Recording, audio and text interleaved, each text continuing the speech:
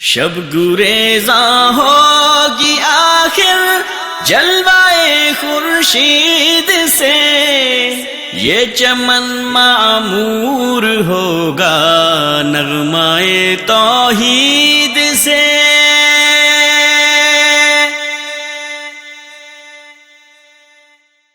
ان الحمد للہ نحمده ونستعینه ونستغفره ونعوذ بالله من شرور انفسنا ومن سيئات اعمالنا، من يهده الله فلا مضل له ومن يضلل فلا هادي له، اشهد ان لا اله الا الله وحده لا شريك له واشهد ان محمدا عبده ورسوله، اما بعد۔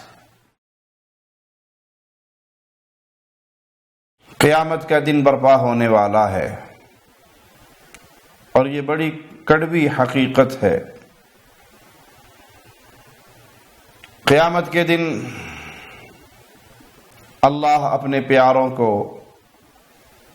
انبیاء کو، اہل ایمان کو، فرشتوں کو شفاعت کا حق دے گا۔ انبیاء کی شفاعت سے، اہل ایمان کی سفارش سے جہنم میں سے لوگوں کو نکال کر جنت عطا کی جائے گی۔ لیکن یہ شفاعت، اس کی دو بنیادی شرطیں ہیں کہ سفارش وہ کرے گا جس کو اللہ اجازت دے گا۔ اللہ کے اذن کے بغیر، اس کی اجازت کے بغیر کوئی سفارش نہیں کر سکے گا۔ دوسری شرط، جس کے لیے سفارش کی جائے گی اس کا مسلمان ہونا ضروری ہے۔ کافر اور مشرک کے حق میں کسی کی سفارش قبول نہیں ہوگی، نہ اسے کرنے کی اجازت ملے گی اور نہ وہ قبول ہوگی۔ آئیے رسول اللہ صلی اللہ علیہ وسلم کا فرمان سنتے ہیں۔ صحیح مسلم 976 نمبر روایت ہے۔ ابو ہریرہ کہتے ہیں کہ رسول اللہ صلی اللہ علیہ وسلم نے فرمایا، استاذنت ربی ان استغفر لأمی فلم یأذن لی، میں نے اپنے اللہ سے اجازت مانگی کہ اپنی والدہ کے لیے استغفار کروں تو اس نے مجھے اجازت نہیں دی۔ وَاسْتَأْذَنْتُهُ أَنْ أَزُورَ قَبْرَهَا فَأَذِنَ لِي، میں نے ان کی قبر کی زیارت کی اجازت مانگی تو مجھے قبر کی زیارت کی اجازت مل گئی۔ جس کے لیے شفاعت کی جا رہی ہے، جس کے لیے سفارش کی جا رہی ہے، وہ اہل ایمان میں سے ہو، یہ بنیادی شرط ہے۔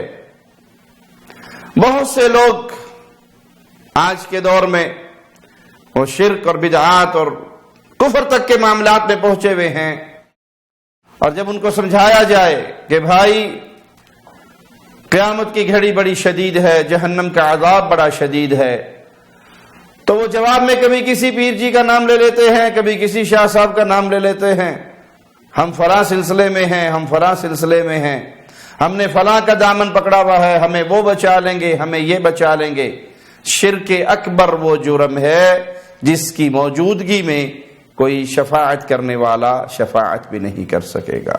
سیدنا انس سے روایت ہے کہ رسول اللہ صلی اللہ علیہ وسلم نے شفاعت والی حدیث میں فرمایا، فَيَأْتُونِي فَأَسْتَأْذِنُ عَلَىٰ رَبِّي تَعَالَىٰ، لوگ میرے پاس آئیں گے، میں اپنے رب سے اجازت لوں گا، اللہ کی اجازت کے بغیر کوئی کسی کی سفارش نہیں کر سکے گا۔ انبیاء بھی اللہ سے اجازت لیں گے، رسول کریم صلی اللہ علیہ وسلم بھی اللہ سے اجازت لیں گے۔ فَيُؤْذَنُ لِي فَإِذَا أَنَا رَأَيْتُهُ وَوَقَعْتُ سَاجِدًا، مجھے اجازت دی جائے گی، اچانک میں اپنے رب کو دیکھوں گا تو میں سجدے میں گر جاؤں گا۔ فَيَدْعُنِي مَا شَاءَ اللَّهُ، جب تک اللہ چاہے گا میں اسی سجدے کی کیفیت میں رہوں گا، اللہ کے سامنے سجدہ ریز رہوں گا. فیقال یا محمد ارفع رأسک قل تسمع سل تعطى اشفع تشفع. پھر مجھے کہا جائے گا اے محمد صلی اللہ علیہ وسلم اپنے سر مبارک کو اٹھائیے، کہیے کیا کہتے ہیں، آپ کی بات سنی جائے گی، مانگیے کیا مانگتے ہیں، جو مانگیں گے آپ کو عطا کیا جائے گا، سفارش کیجئے آپ کی سفارش قبول کی جائے گی. تو پیارے نبی صلی اللہ علیہ وسلم اللہ سے اجازت مانگیں گے، اللہ اجازت دے گا، پھر سجدہ ریز ہو جائیں گے اور طویل سجدہ کریں گے جب تک اللہ چاہے گا. اور اس سجدے کی کیفیت میں پھر مالک اعلان فرمائے گا اے محمد صلی اللہ علیہ وسلم اپنے سر مبارک کو اٹھائیے. تو شفاعت ہوگی اللہ کے اذن سے، جس کو اذن ملے گا وہی شفاعت کرے گا، اور جس کے لیے اذن ہوگا، جس کے لیے اجازت ہوگی، اس کے لیے شفاعت ہوگی. سمجھانے کے لیے مثال دیتا ہوں. ہمارے ہاں طالب علم 33 نمبر لے 100 میں سے تو پاس ہوتا ہے، کسی کے 30 نمبر آ جاتے ہیں اور اپنے ٹیچر سے کہتا ہے کہ آپ جائیے ہیڈ ماسٹر صاحب سے میری سفارش کر دیجئے، مجھے رعایتی 3 نمبر دے دیں اور میں رعایتی نمبر لے کے پاس ہو جاؤں. تو استاد کی سفارش ہوتی ہے، ہیڈ ماسٹر صاحب اس کو 3 نمبر اضافی دے دیتے ہیں، وہ پاس ہو جاتا ہے. 30 نمبر اس نے لے لیے، 3 اس کو سفارش سے مل گئے. ایک طالب علم وہ بھی آ کر کہتا ہے استاد جی میری بھی سفارش کر دیں. استاد پوچھتا ہے جی بیٹا آپ کے نمبر کتنے ہیں؟ کہا 0 ہی آیا ہے جی، ایک بھی نمبر نہیں ملا مجھے. تو کیا خیال ہے 0 والی کی بھی سفارش ہوگی؟ مثال سمجھ آ گئی؟ اب اس مثال کو فٹ کیجئے.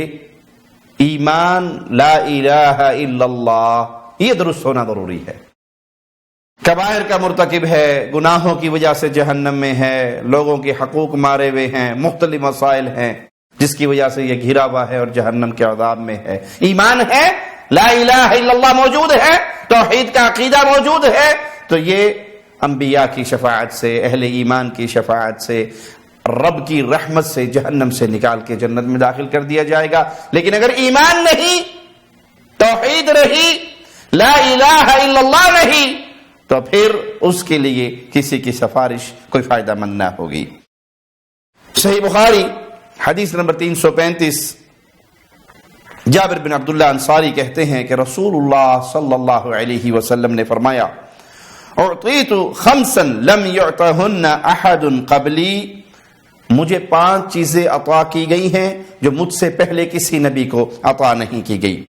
کان کل نبی یبعث الى قومه خاصہ، مجھ سے پہلے جو نبی مبعوث کیے گئے ہر نبی کسی خاص قوم کے لیے مبعوث ہوتا. وبعثت الى كل احمر واسود، اور مجھے پوری دنیا کے لیے بھیجا گیا، احمر اور اسود، سرخ اور سیاہ کے لیے بھیجا گیا، قیامت کی دیواروں تک اب کوئی اور نبی نہیں آنا. محمد الرسول اللہ صلی اللہ علیہ وسلم آخری نبی ہیں، آپ خاتم النبیین ہیں، نبوت کا سلسلہ ختم ہو گیا، یہ دروازہ بند ہو گیا. اب اگر کوئی یہ دعویٰ کرے کہ میں بھی اللہ کا میسنجر ہوں، میں بھی رسول ہوں، اللہ مجھ سے بھی کلام کرتا ہے، تو یہ کذاب ہے، دجال ہے، یہ دنیا کے 4 ٹکڑوں کی وجہ سے مسلمانوں کے ایمان پہ ڈاکہ ڈالنے کی ناکام و نامراد کوشش کر رہا ہے.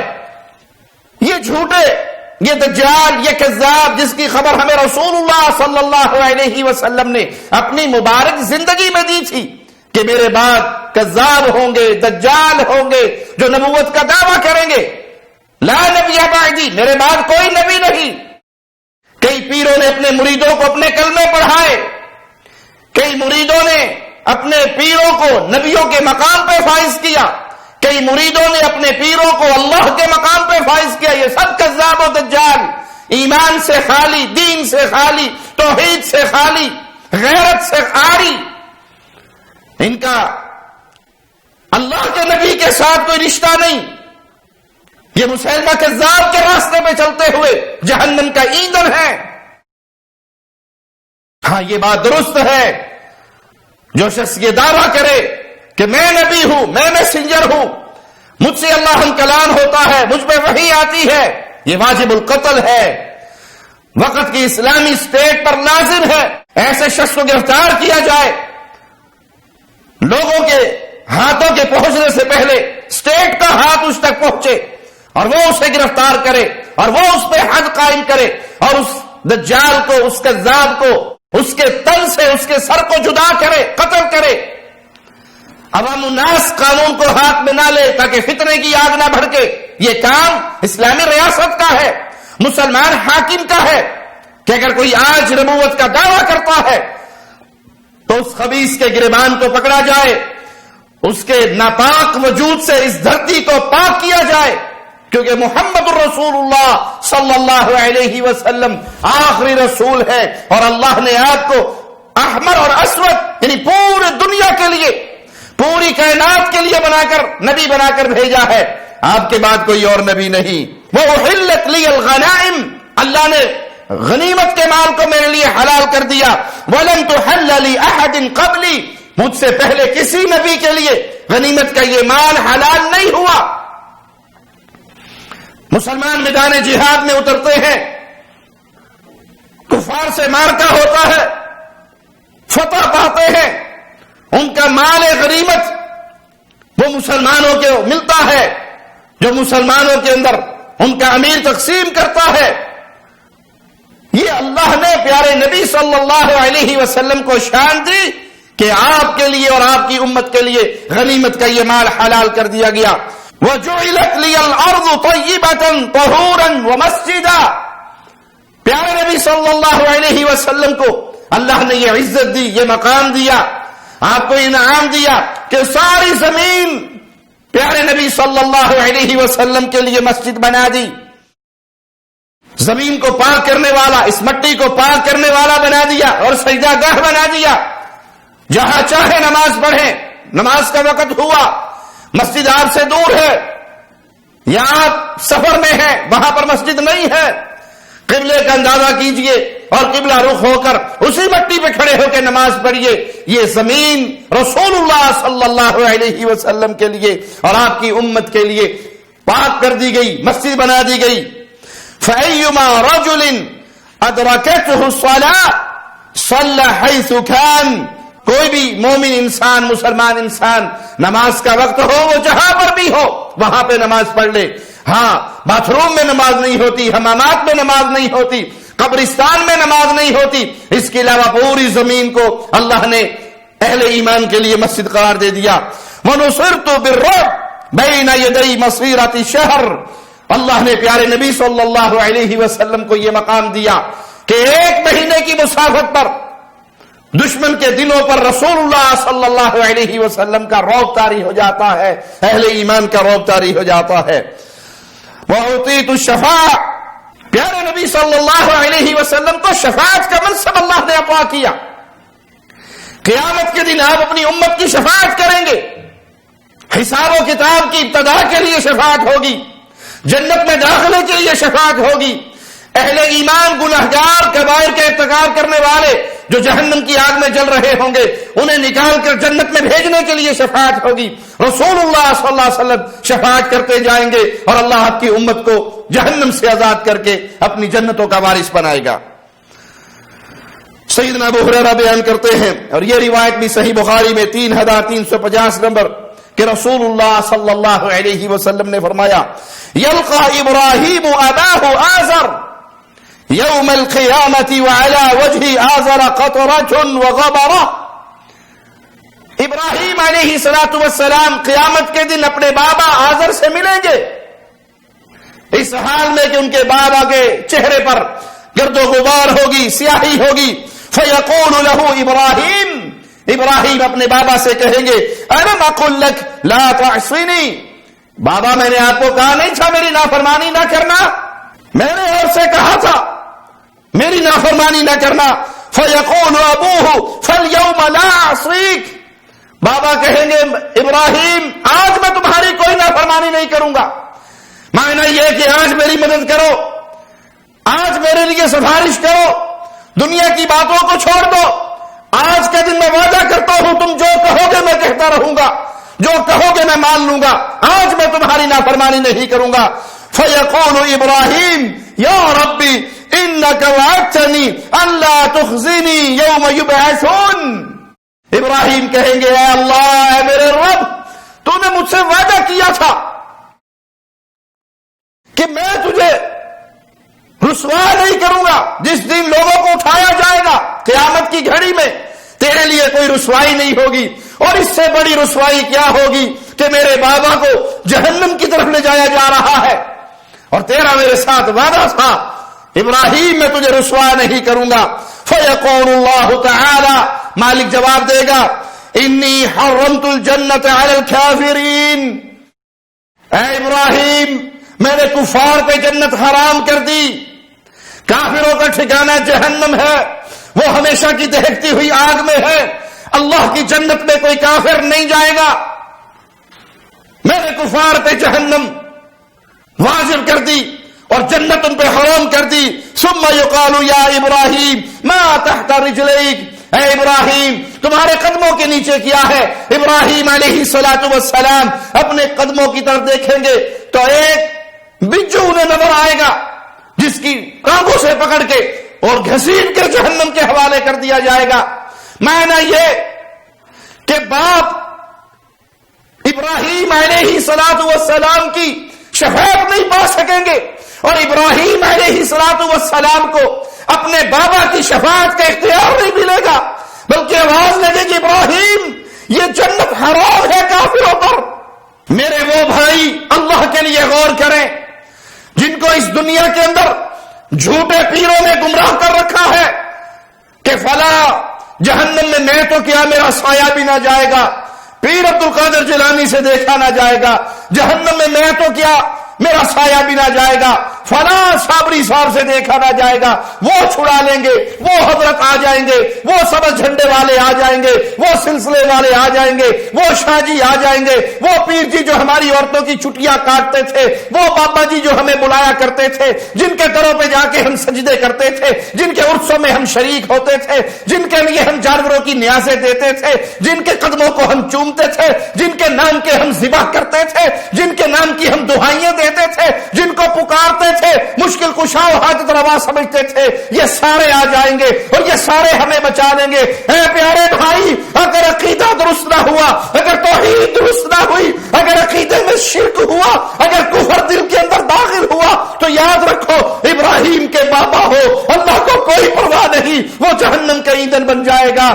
اللہ کو کوئی پرواہ نہیں، یہ نوح کے بیٹے ہیں، اللہ کو کوئی پرواہ نہیں، یہ محمد رسول اللہ صلی اللہ علیہ وسلم کے چچا ہے، اللہ کو کوئی پرواہ نہیں، یہ فرعون کی بیوی ہے جنت کے اندر جا رہی ہے، یہ رشتہ داری اللہ کے ہاں نہیں چلتی، وہاں ایمان کا سکہ چلتا ہے، لا الہ الا اللہ کا سکہ چلتا ہے، رب کی توحید کا سکہ چلتا ہے۔ تو بھول جائیے کہ آپ کس سلسلے میں ہیں، بھول جائیے کس پیر نے آپ سے وعدے کر رکھے ہیں، بھول جائیے کس بابے نے آپ کو امیدیں لگا کے دی ہوئی ہے۔ اگر آپ کا عقیدہ درست ہے، ایمان درست ہے، توحید درست ہے، تو آپ اللہ کی جنت کے وارث بنو گے، اور اگر اس معاملے میں فیل ہو، توحید میں فیل ہو، ڈوب چکے ہو شرک کی لعنت کے اندر، تو پھر یاد رکھیے اللہ کے ہاں کسی رشتہ دار کی رشتہ داری کا کوئی معاملہ نہیں، اللہ کو کوئی پرواہ نہیں، یہ کس نبی کا بیٹا ہے، یہ کس نبی کا باپ ہے، یہ کس نبی کا چچا ہے، یہ کس نبی کی بیوی ہے، یہ اللہ کے ہاں تولا نہیں جاتا، وہاں تولا جائے گا تو لا الہ الا اللہ کو شفاعت ہوگی، سفارش ہوگی اس کے لیے جس نے لا الہ الا اللہ کے قرار کیا، توحید کو سمجھا، شرک سے اپنے دامن کو بچایا، اور سفارش کرے گا کون؟ جس کو اللہ اجازت دے گا۔